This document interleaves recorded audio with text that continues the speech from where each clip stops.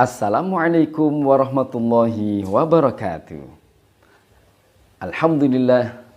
Alhamdulillah wa syukrulillahi ala ni'matillah. Asyhadu an la ilaha illallah wahdahu la syarikalah. Wa asyhadu anna Muhammadan abduhu wa rasuluhu la nabiyya ba'da wa la haula wa la quwwata illa billah. Amma ba'du. Alhamdulillahirrabbilalamin. Segala puji bagi Allah yang telah memberikan kita nikmat yang sangat banyak. Bagaimana kabarnya anak-anak yang soleh dan solihah? Tetap semangat. Subhanallah. Mudah-mudahan insya Allah dengan semangat kita menghidup-hidupkan sunnah Rasul, Allah akan mencintai kita bersama Rasulullah. Ya kan? Siapa yang mau pengen dicintai Rasulullah? Hari ini Ustadz Buntat akan bercerita tentang sahabat yang paling dicintai Rasulullah. Ayo tebak siapa? Ayo tebak dulu siapa? Ya, Abu Bakar As-Siddiq, sahabat Nabi yang sangat dicintai Rasulullah. Kenapa?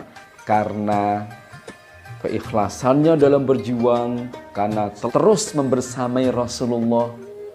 Bahkan beliau ini sahabat Nabi sebelum masuk Islam, teman berdagang, bertetangga, dan sebagainya.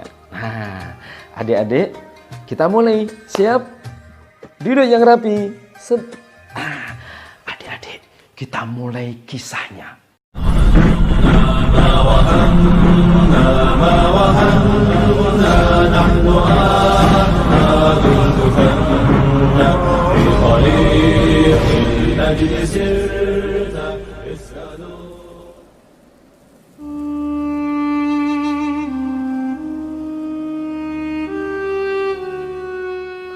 Abu Bakar As-Siddiq, siapa yang tahu nama aslinya?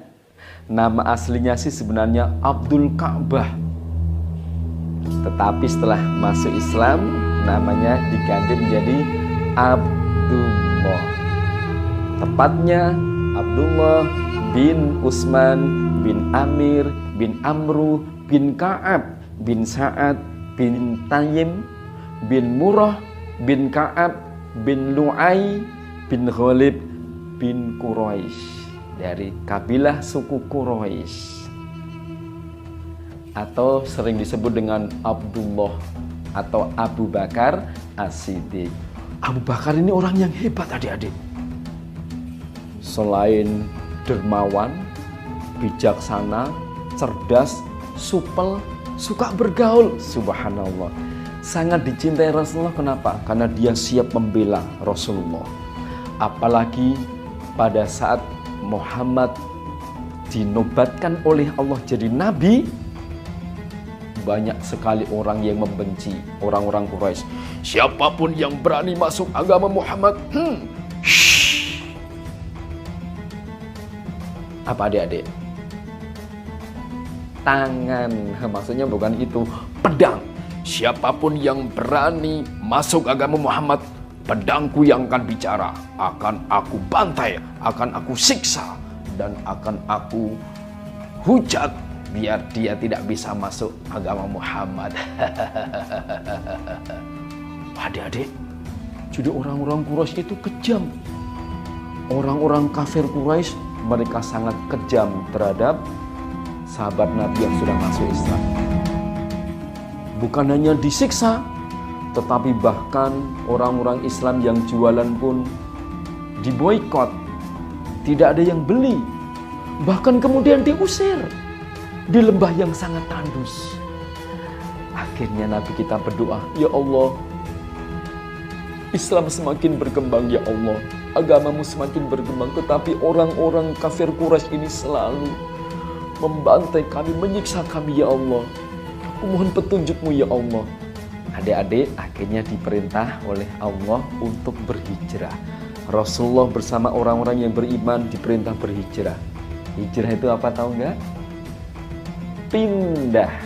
Bukan hanya pindah tempat satu ke tempat yang lainnya yang dekat gitu, enggak.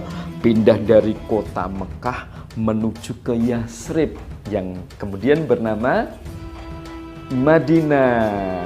Jaraknya Cukup jauh adik-adik. Kurang lebih 460 km.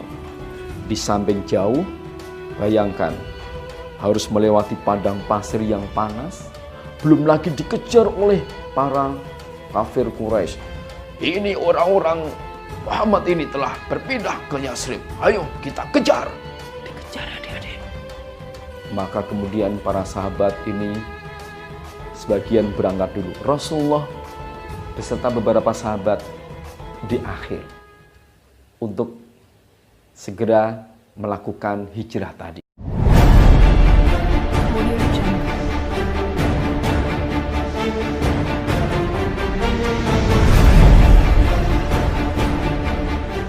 Adik-adik, saat itu Nabi Muhammad SAW berada di rumah. Orang-orang kafir Quraisy bahkan siap untuk membunuh Nabi Muhammad. Ayo kita kepung rumahnya, kita kepung. Dikepung, bahkan mereka siap dengan persenjataannya, siap di depan pintu. Nanti kalau Muhammad membuka pintu, pedangku yang bicara. Adik-adik, apa yang terjadi? Allah memberikan mukjizat kepada Rasulullah. Saat beliau membuka pintu, tidak ada satupun yang melihat Rasulullah. Bahkan Nabi kita menaburkan pasir di atas kepala orang-orang Quraisy tadi, tidak ada yang tahu. Akhirnya Rasulullah menuju ke rumahnya Abu Bakar. Assalamualaikum ya Abu Bakar. Hari ini mari kita berhijrah, engkau membersamaiku. Subhanallah, Abu Bakar dengan senang hati, bahkan dia menangis bahagia. Ya Rasulullah, aku siap membersamaimu. Aku siap untuk berdarah-darah membela kamu. Nanti kalau ada yang menyakitimu, aku dulu yang menghadapi. Aku akan hadapi orang-orang yang akan menyiksa kamu. Subhanallah. Rasulullah beserta para sahabat beserta Abu Bakar As-Siddiq kemudian menuju ke Madinah yang sebelumnya mereka sudah mulai dikejar oleh orang-orang Quraisy. Akhirnya Nabi kita bersembunyi di sebuah bukit namanya Bukit Thur, dan di sana ada gua namanya Gua Thur. Ya Rasulullah, ini ada gua, tapi jangan masuk dulu. Aku akan masuk duluan. Akan aku bersihkan dan aku tutupi lubang-lubang. Siapa tahu nanti ada serangga, kalajengking, ular dan sebagainya. Aku tidak rela engkau akan digigit ular dan sebagainya. Adik-adik, itu cintanya Abu Bakar kepada Rasulullah SAW. Akhirnya Abu Bakar masuk dalam gua yang gelap tadi. Ditutupi seluruh lubang-lubang dengan berbagai benda kain dan sebagainya. Setelah dirasa aman, Nabi Muhammad dan Abu Bakar masuk.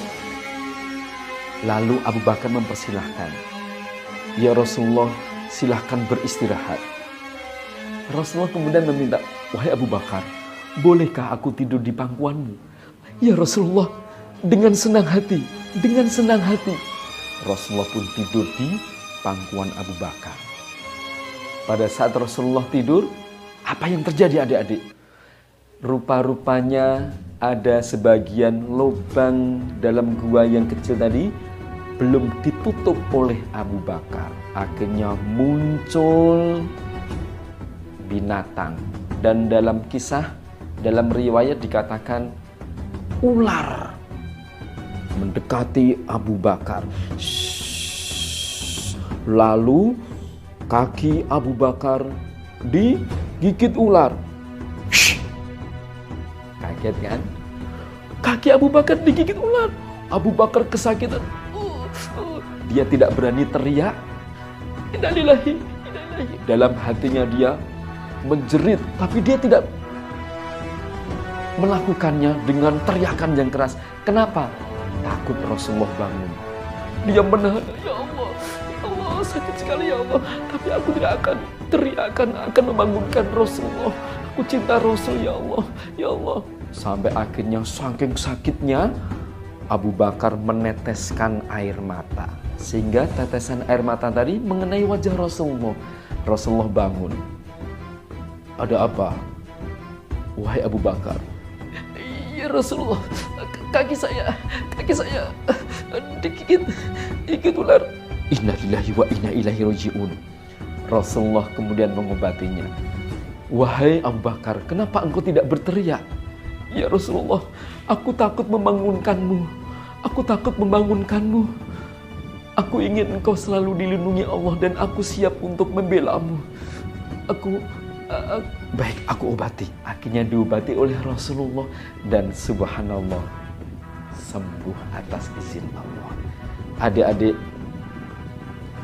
Abu Bakar dengan segala daya dan upaya berdarah-darah, bahkan nyawa dia korbankan untuk membela Rasulullah SAW. Akhirnya beliau tiba di Madinah dengan selamat. Subhanallah, seorang Abu Bakar yang sangat hebat, dicintai Rasulullah karena membela Rasulullah, bahkan dengan harta, jiwa, dan nyawanya. Lalu bagaimana dengan adik-adik? Mau nggak dicintai Rasul? Syaratnya apa berarti? Seperti Abu Bakar tadi. Gimana? Siap untuk membela Rasulullah. Lah kan Rasulullah sudah tidak ada, sudah wafat. Terus bagaimana? Nah, ini Rasulullah memberikan nasihatnya, sabdanya, man ahabba sunnati faqad ahabani wa man ahabani kana ma'i fil jannah. Siapa yang menghidup-hidupkan sunnahku, kata Nabi, maka dia mencintaiku, dan siapa yang mencintaiku, dia akan masuk surga bersama aku. Subhanallah, itu sabda Rasulullah SAW. Jadi adik-adik, kalau pengen dicintai Rasulullah seperti sahabat Abu Bakar tadi, yuk hidupkan sunnah Nabi. Cara makan, cara minum, berpuasa, sholat, tadarus, pelajari Al-Quran.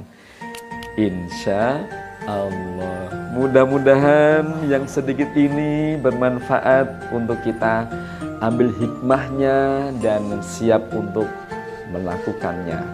Mudah-mudahan kita dijadikan Allah pengikut Rasulullah yang setia dan dicintai oleh Rasulullah SAW. Sekian kisah dari Ustadz Buntat. Semoga bermanfaat. Assalamualaikum warahmatullahi wabarakatuh. SD IT Salsabila Baitur Rahman, cakap, cendekia, berakhlak mulia.